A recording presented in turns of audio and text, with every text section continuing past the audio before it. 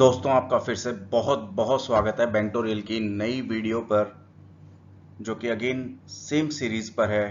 Mock test for NISM series 5A, that is mutual fund distributor certification exam. दोस्तों, ये सुनकर हमें बहुत ही खुशी हो रही है कि आप इन वीडियो को लगातार देखकर एग्जाम को बहुत इजीली क्लियर कर पा रहे हैं। कुछ कमेंट्स मिले हैं हमें जिसमें आप लोगों ने इन वीडियोस को बहुत ही हेल्पफुल बताया है। तो मेरी रिक्वेस्ट है, आप अपने नॉन को, अपने फैमिली मेम्बर्स को, अपने कलीग्स को, अपने फ्रेंड्स को प्लीज़ ये रिकमेंड करिएगा, सो दैट उनके लिए बहुत इजी हो ये नॉलेज एनहांसमेंट के लिए। और ये मॉक टेस्ट बहुत ही हेल्पफुल होंगे उनके NISM सीरीज 5A मॉड्यूल को क्लियर करने के लिए। तो लीजिए दोस्तों, शुरू करते हैं हम आज से फर्स्ट क्वेश्चन से। फिर से हमारा आज का क्वेश्चन है, a dash fund maintains a portfolio that is in line with the passive fund. Option: active fund, index fund, equity fund, debt fund. तो देखिए, इसका आंसर हमारा है बी, इंडेक्स फंड। देखिए, इसका डेफिनेशन पढ़ते हैं हम। If passive fund is an investment vehicle that tracks a market index or a specific market segment to determine what to invest in. तो पैसिव फंड्स जो मैनेजमेंट होता है, या पैसिव फंड जो फंड मैनेजर होता है, वो बहुत ज़्यादा रिसर्च नहीं करता है कंपनीज को, ओवरऑल इकोनॉमिक मार्केट को। वो क्या फॉलो करता है, कोई इंडेक्स, जो बेंचमार्क इंडेक्स होता है उसको फॉलो करता है। इसका मतलब क्या है, उसमें जो जो कंपनीज होती है जनरली वो उन्हीं कंपनीज को चूज करके उसकी एक मिरर इमेज बना देता है और फिर वही इन्वेस्ट करता है, जिसमें बहुत ज़्यादा मेहनत भी नहीं लगती, बहुत ज़्यादा डाइवर्जन भी नहीं होता इंडेक्स फंड से, और that is in line with the index funds. क्योंकि पैसिव का मतलब वही है कि इसमें बहुत ज़्यादा रिसर्च ना करना पड़े, और हमारा इंडेक्स फंड्स जो भी बेंचमार्क इंडेक्स लिया हुआ है उसी के बेसिस के ऊपर हमारा पैसिव फंड मैनेजमेंट होता है। नेक्स्ट क्वेश्चन है हमारा, value investment style is an approach of picking up stocks which are valued dash based on fundamental analysis.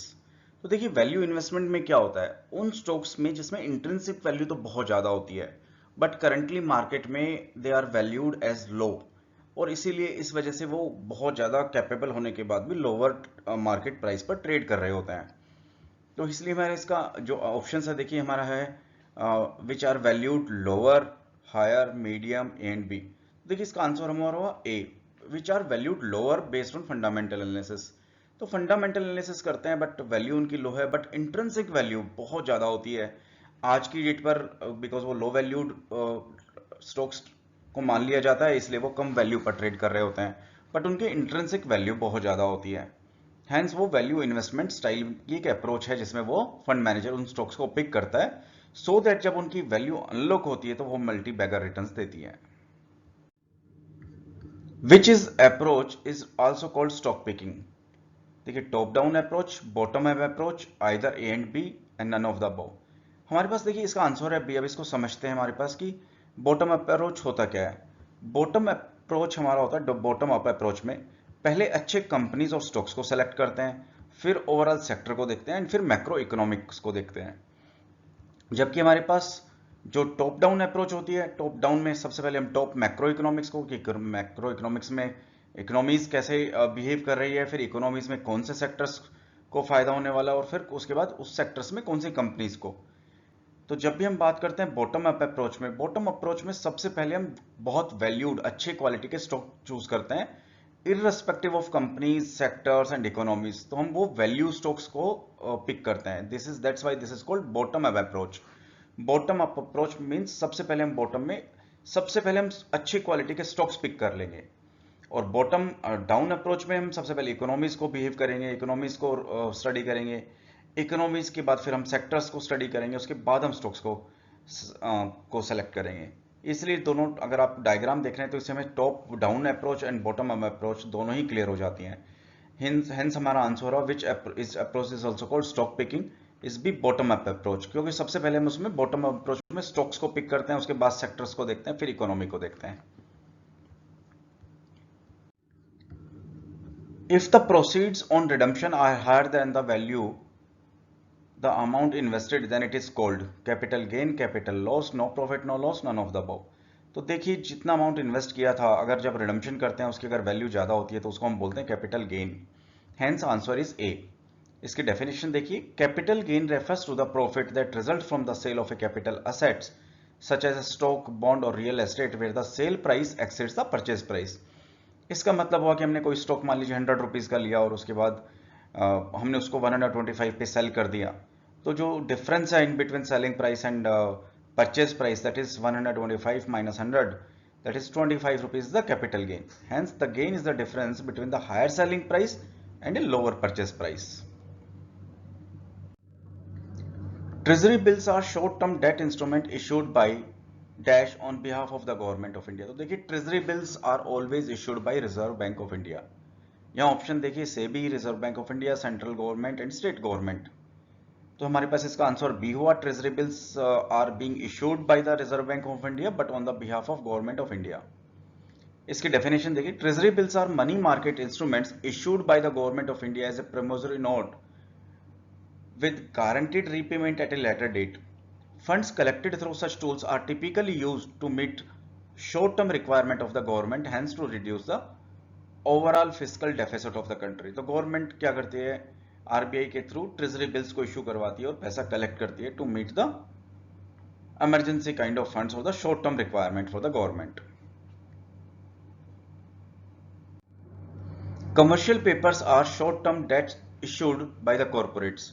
This is true or false? This is true. Why? Commercial paper is the money market securities issued by the large corporations to obtain funds to meet short-term debt obligation, for example payroll, and is backed only by an issuing bank or company's promise to pay a fixed amount of the on the maturity date specified on the note. तो commercial paper क्या होती है, जो companies issue करती है या sell करती है टू द इन्वेस्टर्स को to meet their short term debts obligations. तो देखिए वो कमर्शियल पेपर एफडी की फॉर्म पर, डिबेंचर्स की फॉर्म पर, इस तरह के पेपर्स वो इशू कर देती है कंपनी किसी एक पर्टिकुलर रेट पर. और एक उनकी गारंटी क्या होती है, बस वो प्रॉमिस टू पे ही उनकी जो फेस पर लिखा होता है उनके पर्टिकुलर जो पेपर्स होते हैं वही एक उनकी गारंटी होती है, and there is no other guarantee on it. तो जो कॉर्पोरेट्स इशू करती है, सेल करती है इन्वेस्टर्स को to meet their emergency needs for short term obligations, उनको बोलते हैं commercial paper. Credit rating companies are like option A CRISIL, ICRA, CARE and Fitch, all of the above. देखिए आंसर डी, और ये सभी के सभी रेटिंग कंपनीज है जो पेपर्स को, कंपनीज को, कॉर्पोरेट्स की रेटिंग्स करती है. As of now there are 6 credit rating agencies registered under SEBI, namely CRISIL, ICRA, CARE, SMERA, Fitch India and Brickwork. तो ये सभी रेटिंग कंपनीज है जो different companies, corporates, papers, corporates, इन सभी को रेट करती हैं. नेक्स्ट क्वेश्चन है हमारा, higher the credit risk lower is the likely to be the yield on debt securities. तो देखिए किसी भी बॉन्ड का, किसी भी कॉर्पोरेट का अगर क्रेडिट रिस्क हायर है तो डेफिनेटली उसकी यील्ड भी ज्यादा होगी, और अगर क्रेडिट रिस्क कम है तो उसकी जो यील्ड है वो भी कम होगी. मींस क्या हुआ, अगर कॉर्पोरेट का अगर क्वालिटी अच्छा है तो डेफिनेटली लो इंटरेस्ट पे करेंगे. अगर कॉर्पोरेट का अगर क्रेडिट रिस्क और क्वालिटी अच्छा नहीं है तो उसकी यील्ड भी ज्यादा होगी to attract the investors. Hence higher the credit risk, higher would be the yield. तो हमारे पास इसका आंसर हुआ फॉल्स. देखिए इसका थोड़ा डेफिनेशन देखते हैं. All the other being equal, lower a bonds quality, higher is the yield. तो क्रेडिट रिस्क का यील्ड का इनवर्सली प्रोपोर्शनल है. इसका मतलब हुआ अगर बॉन्ड्स का क्रेडिट क्वालिटी अगर लोअर है तो हायर यील्ड होगा, and that's why you may find that high yield bond fund with an yield of 10% और much more, while many investing grade bond fund yield less than half that much. इसका मतलब क्या हुआ कि अगर credit risk हमारा किसी corporate का बहुत कम है, या ये कह सकते हैं कि क्रेडिट रिस्क हायर साइड पर है तो यील्ड हमारी ज्यादा होगी, और अगर क्रेडिट रिस्क कम है तो हमारी यील्ड भी कम होगी. और ये कह सकते हैं कि क्वालिटी ऑफ द बॉन्ड, अगर क्वालिटी ऑफ बॉन्ड्स अगर अच्छा हुआ तो यील्ड कम होगी, और क्वालिटी ऑफ बॉन्ड्स अगर अच्छा नहीं हुआ तो उनको इन्वेस्टर्स को अट्रैक्ट करने के लिए यील्ड हाई करनी पड़ेगी. Hence these are inversely proportional. Which of the following are derivatives. तो देखिए डेरिवेटिव्स क्या होता है, इसका डेफिनेशन के लिए बोल रहे हैं, या इसमें से कौन कौन सा डेरिवेटिव्स है. A forwards, future, option and swaps, all the above. तो देखिए इसका आंसर है डी, फॉरवर्ड जो ट्रेडिंग होती है, फ्यूचर्स जो ट्रेडिंग होती है, ऑप्शंस एंड स्वैप्स, ये सभी डेरिवेटिव सेगमेंट्स की ट्रेडिंग आती है। अब इसकी डेफिनेशन देखिए, derivative is a contract between two parties which derives its value or price from an underlying assets. The most common types of derivatives are future, option, forward and swaps. Description: it is a financial instruments which derives its value or price for an underlying assets. तो देखिए हमने देखा हुआ stocks का forward, future, options में trading होता है, जो कि मंथ की एक्सपायरी के ऊपर भी डिपेंड करता है। जैसे मान लीजिए अगर हमें कोई स्टॉक्स खरीदना है फ्यूचर एंड ऑप्शंस में, तो हम लोग उसमें लॉट्स में खरीदते हैं। तो यहाँ पर हम इसको अलग से एक चैप्टर में कवर करेंगे, बट अगर इसकी डेफिनेशंस आपको देखना है तो थोड़ा बहुत अगर आपको आइडिया हो फ्यूचर एंड ऑप्शंस में, जिसके अंदर हम पूरे के पूरे लॉट्स और बहुत रिस्की ट्रेड्स होते हैं, तो इसमें ये डेरिवेटिव सेगमेंट्स में आते हैं सभी, इसीलिए इनको future, options, forwards, swaps, put and call, इन सभी काइंड्स ऑफ ट्रेड्स को डेरिवेटिव ट्रेड्स बोलते हैं। Every scheme should have at least dash investors. तो देखिए किसी भी म्यूचुअल फंड स्कीम्स को रन करने के लिए एटलीस्ट 20 इन्वेस्टर्स होना चाहिए। इसमें देखिए ऑप्शन है हमारे पास 15, 20, 25, 30।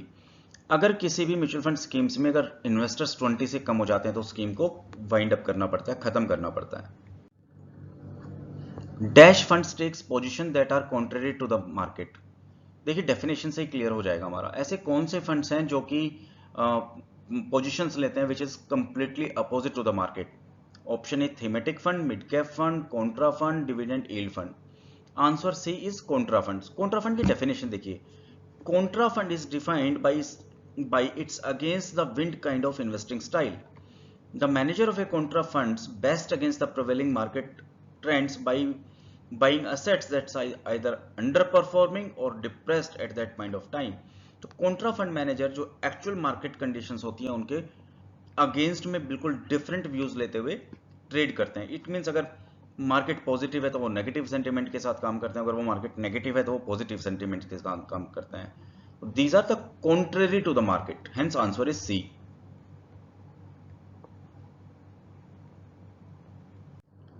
Liquid schemes which invest in securities of up to 91 days maturity have dash risk amongst all kind of scheme.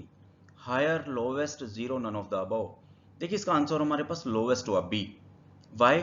हमने देखा लिक्विड स्कीम्स में जो कि इन्वेस्ट करती है in securities of up to 90 days of maturity, उनका लीस्ट रिस्क होता है, बिकॉज इसमें जब भी bonds, money market instruments, short term papers, जब भी इनकी ट्रेडिंग की बात होती है तो ये सेंसिटिव होते हैं towards interest rate fluctuations and time period. तो ये जितने शॉर्ट टर्म होंगे उतने ही उसमें रिस्क कम रहेगा, बिकॉज लॉन्ग टर्म में इंटरेस्ट को प्रेडिक्ट करना या इंटरेस्ट की फ्लक्चुएशंस को एडजस्ट करना ये डिफिकल्ट होता है, शॉर्ट टर्म में to manage these are very easy. Hence short term or securities up to 91 days of maturities have the least or the lowest risk among the scheme. What is MIBOR? Mumbai Interbank Offered Rate, Money Interbank Offered Rate, Mutual Interbank Offered Rate, Multiple Interbank Offered Rate. इसका answer है हमारे पास A. This is Mumbai Interbank Offered Rate. देखिए इसका definition क्या है, इसका definition है the Mumbai interbank offer rate is the one iteration of India's interbank rate which is the rate of interest charge by the bank on a short term loan to the another bank. तो ये एक ऐसा rate है जिसके ऊपर किसी short term requirement को meet करने के लिए एक बैंक दूसरे बैंक को लोन प्रोवाइड करते हैं। Hence answer is MIBOR stands for Mumbai interbank offered rate. To convert the demat unit into physical form, the process is called rematerialization. Option A true and option B false. Answer is A. तो देखिए कभी demat का क्या होता है, डीमेटरलाइजेशन, और हम ये कह सकते हैं कि जब भी हम कन्वर्ट करते हैं डीमेट यूनिट्स को फिजिकल फॉर्म में तो उसको हम बोलते हैं रीमेटरलाइजेशन। जबकि इसका रिवर्स, अगर हमारे पास फिजिकल फॉर्म में और अगर हम उसको उस यूनिट्स को हम अगर इलेक्ट्रॉनिक फॉर्म में और डीमेट यूनिट्स में कन्वर्ट करते हैं तो उसको हम बोलते हैं dematerialisation. RTGS refers to, RTGS की फुल फॉर्म क्या है? आरटीजीएस की फुल फॉर्म हमारे पास ऑप्शन है real time growth settlement, real time growth settlement, real technique growth settlement, real technique growth settlement. तो देखिए इसका आंसर है हमारे पास B, real time growth settlement. ये बैंक से में जो कस्टमर्स यूज करते हैं ट्रांजेक्शन्स को, उनके बारे में रेफर किया गया है। रियल टाइम ग्रोस सेटलमेंट में जब क्लाइंट्स अगर कोई ट्रांजेक्शन्स देते हैं अपने दूसरे बैंक्स को पहुंचाने के लिए मोर देन 2 लाख रुपीज, तो वो रियल टाइम बेसिस वो सेटलमेंट्स होती है और रियल टाइम वहां क्रेडिट होती हैं। इसीलिए इसको हम बोलते हैं RTGS refers, real time gross settlement. Because अगर उसकी पार्टी बैंक ए में अगर किसी दूसरे बैंक में पार्टी बी को अगर फंड्स देने के लिए आरटीजीएस की ट्रांजेक्शन देती है तो उसको हम बोलते हैं real time gross settlement, because these transactions actually happens on the real time basis. What is ASBA? ASBA. Option A, application supported by the blocked account. B, application supported by the blocked acknowledgement.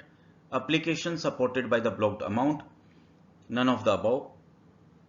इसका answer है हमारे पास C, application supported by the blocked amount.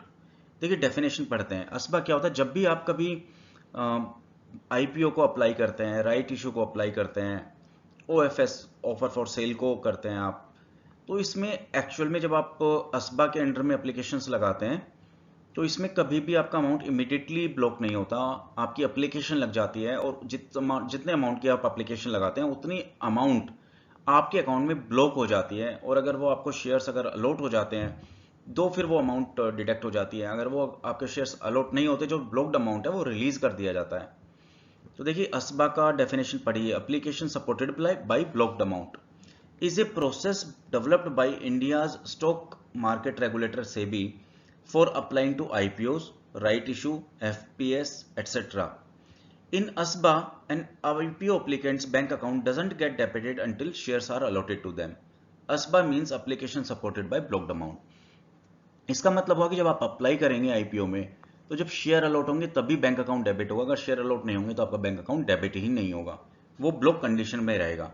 और अगर आपको share allot हो गए तब आपका अकाउंट डेबिट हो जाएगा। अगर आपको शेयर्स किसी भी वजह से अलॉट नहीं होते हैं तो वो जो आपका अमाउंट जो ब्लॉक किया था वो रिलीज हो जाएगा।